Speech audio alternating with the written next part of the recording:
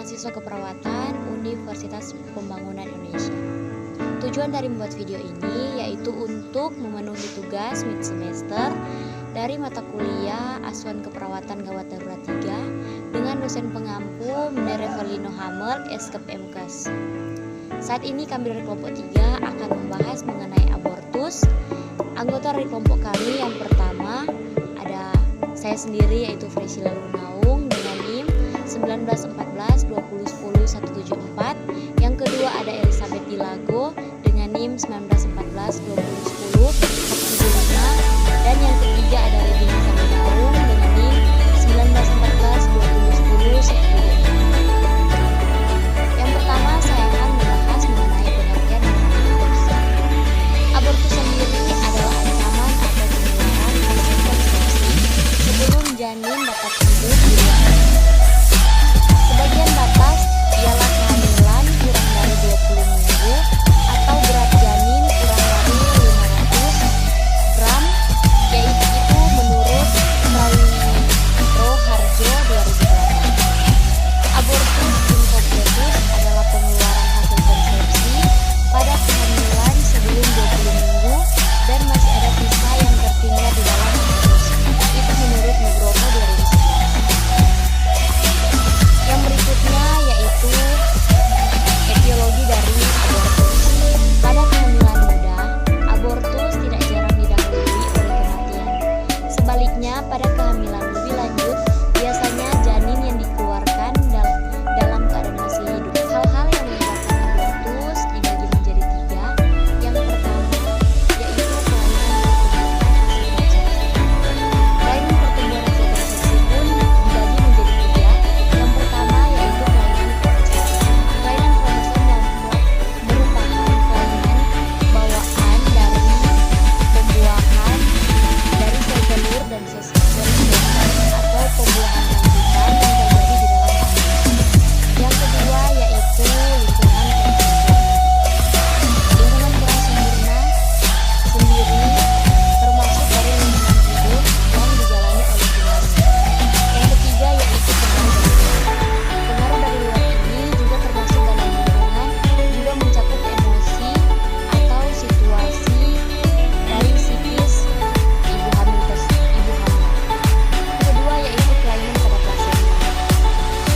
Endometriosis dapat terjadi dalam Fili Coriales dan menyebabkan oksigenasi plasenta terganggu, sehingga menyebabkan gangguan pertumbuhan dan kematian janin. Keadaan ini bisa terjadi sejak awal kehamilan muda, misalnya hipertensi menarik. Yang ketiga yaitu kelainan pada ibu. Penyakit mendadak pada selanjutnya kita masuk dalam pada awalnya abortus terjadi pendarahan dalam desi. Selanjutnya patofisiologi. Pada awal abortus terjadinya pendarahan dalam desi. Kemudian diikuti oleh nekrosis jaringan di sekitarnya. Pada kehamilan kurang dari 8 minggu, hasil konsepsi biasanya dikeluarkan sendiri karena Fili Coriales belum menembus secara mendalam. Yang kedua, pada kehamilan antara 8-14 minggu, Fili Coriales menembus desidu lebih dalam sehingga umumnya plasenta tidak dilepaskan sempurna dan dapat menyebabkan banyak pendarahan. Yang ketiga yaitu pada kehamilan 14 minggu ke atas. Umumnya dikeluarkan setelah ketuban pecah, ialah janin disusul pada beberapa waktu kemudian plasenta. Peristiwa abortus ini menyerupai persalinan dan bentuk miniatur. Hasil konsepsi pada abortus dapat dikeluarkan dalam berbagai bentuk. Ada kalanya kantong amnion kosong atau tampak di dalam benda kecil tanpa bentuk yang jelas. Yang kedua yaitu janin mati lama atau biasa. Menurut Musta Rustam, abortus dibagi menjadi 2 golongan yaitu 1. Abortus spontan. adalah abortus yang terjadi dengan tidak didahului oleh faktor-faktor mekanisme ataupun medisinalis, semata-mata disebabkan oleh faktor-faktor ilmiah. Abortus ini terbagi lagi menjadi A. Abortus completus, abortus incompletus, abortus inspietus, abortus imminens, maisut abortion, abortus habitualis, abortus septic.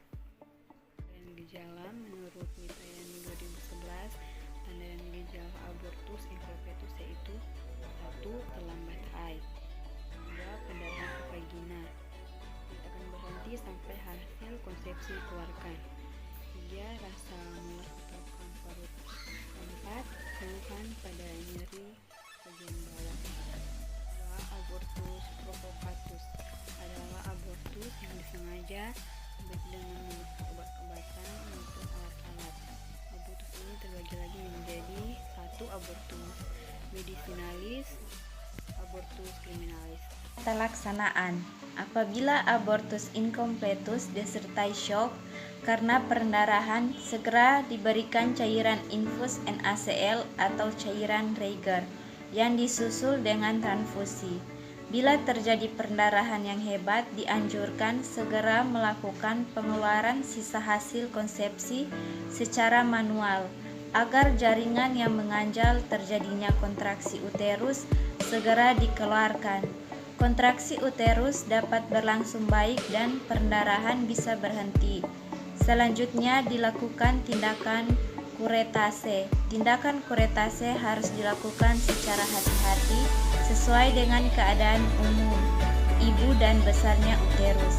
Tindakan yang dianjurkan ialah dengan karet vakum menggunakan kanula dari plastik. Pasca tindakan disuntikan ergometrin untuk mempertahankan kontraksi uterus. Komplikasi. Ada beberapa komplikasi dari abortus incompletus menurut Prawiro Harjo tahun 2006, yaitu yang pertama pendarahan, yang kedua perforasi, yang ketiga infeksi, yang keempat shock, dan terakhir pemeriksaan penunjang. Yang pertama, tes kehamilan akan menunjukkan hasil positif bila janin masih hidup, bahkan 2-3 hari setelah abortus. Yang kedua, pemeriksaan Doppler atau USG untuk menentukan apakah janin masih hidup. Itulah hasil dari materi kami. Kiranya dapat dimengerti dan dipahami. Diucapkan terima kasih dan salam sehat.